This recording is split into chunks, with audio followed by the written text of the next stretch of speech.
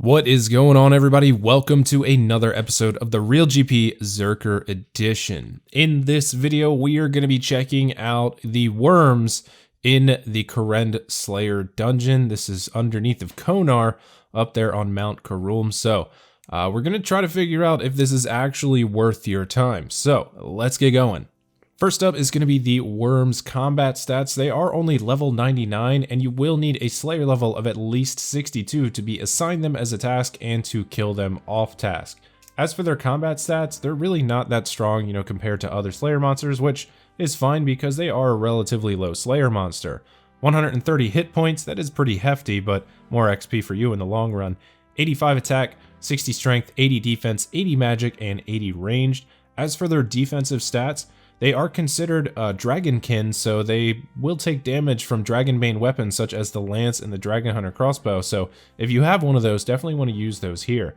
Defensive stats, plus 20 to stab, plus 50 to slash and crush, plus 50 to magic, and only plus 20 to range. So just like a whole bunch of other dragons in the game, weaknesses are stab and ranged. The Wyrms drop table is honestly not that impressive, but the average kill off of a Slayer task is worth 4,279 GP, so that's what we're trying to figure out in this video, if that is worth it to camp.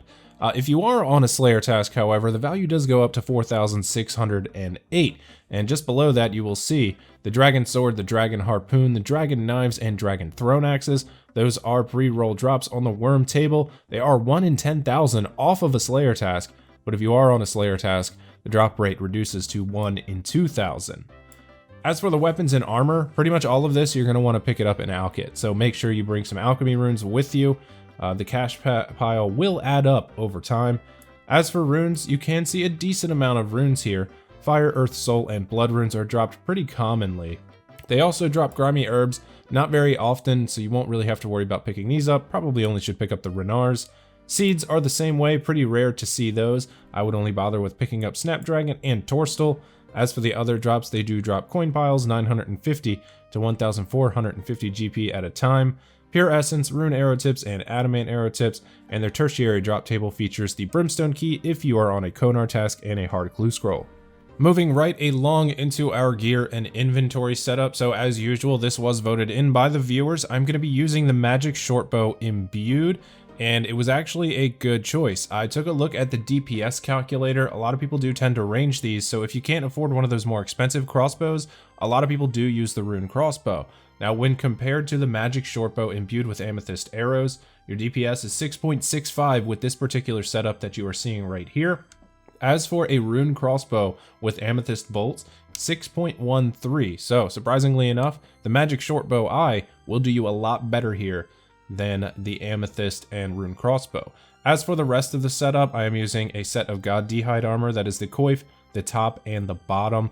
Now, if you don't have these, you can obviously use black dragon hide. I'm actually not going to be praying here, so either way you want to do it, it's fine. Ava's accumulator if you have it, or an assembler if you can have that. Amulet of Fury, which can be upgraded to a Necklace of Anguish if you got it. Once again, Magic Shortbow, amethyst arrows, Barrow's gloves, and the Boots of Stone.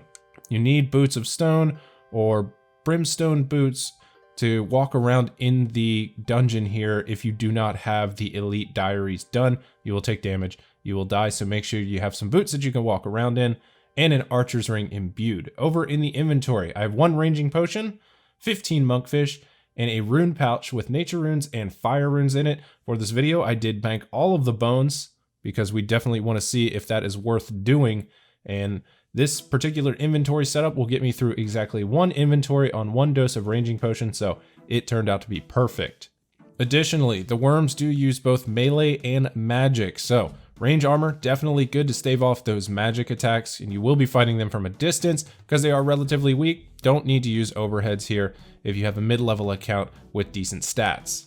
Moving right along, we can now get into the Wyrm killing video statistics. So first thing is going to be total kills and the kills per hour. So I spent the normal 20 hours here as usual for this video series. I ended up being able to kill 1,590 Wyrms in that time. So that actually turned out to be pretty good.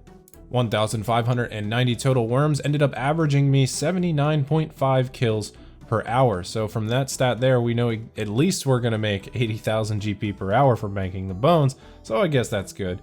But what did my total loot end up being? Not too hot, but honestly, not the worst that we have seen throughout this series. It's definitely better than mutated bloodvelds and some other things that we've killed.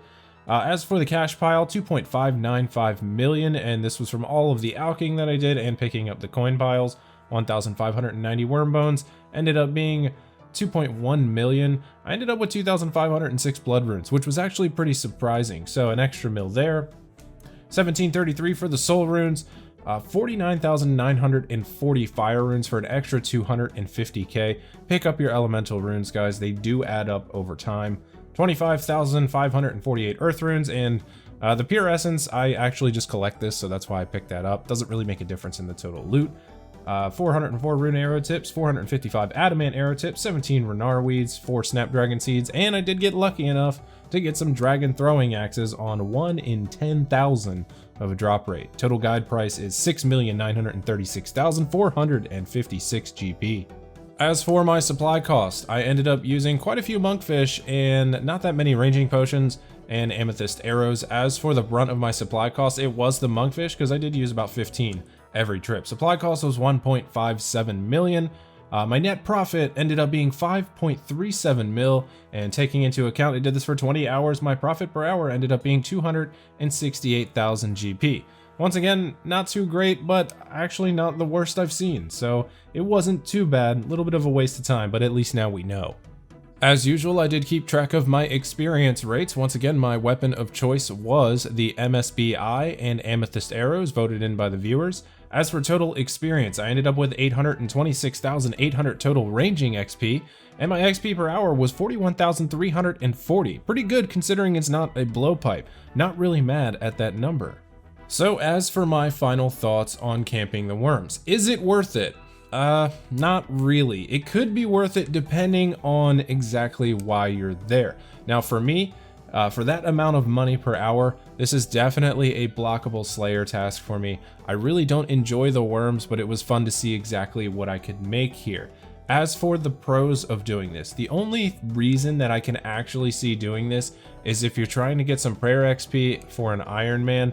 You can kill the Wyrms, bank the bones, the bank is not very far away, and you get some decent prayer XP when using them at a gilded altar. Additionally, they do drop a lot of elemental runes and pure essence, so that can add up for Iron Men over time. And the last thing I can see good for Iron Men is if they are trying to get the dragon harpoon or dragon sword or anything of that sort, but they definitely are going to want to make sure they're doing it on a Slayer task. So my final thought is Wyrms are not really worth it on a main account. There are so much better things that you can do, but for specific reasons, it can be good for Iron Men depending on what they're looking for. So everybody, that is going to wrap up the Real GP Zerker edition featuring the Wyrms. And I want to thank you as always for watching the video. If you have any questions or comments, please leave them down below. I will try to get to everything that I possibly can. If you like the video, please hit the thumbs up button down below. They really do help the video's popularity, help them get around. And if you haven't done so yet, tap that subscribe button on your way out. Make sure you hit the bell icon. It will let you know whenever I upload new content or when I go live. Once again, everybody, thank you for watching this episode of the Real GP Zerker edition. I will see you on the next one. Take it easy, everybody.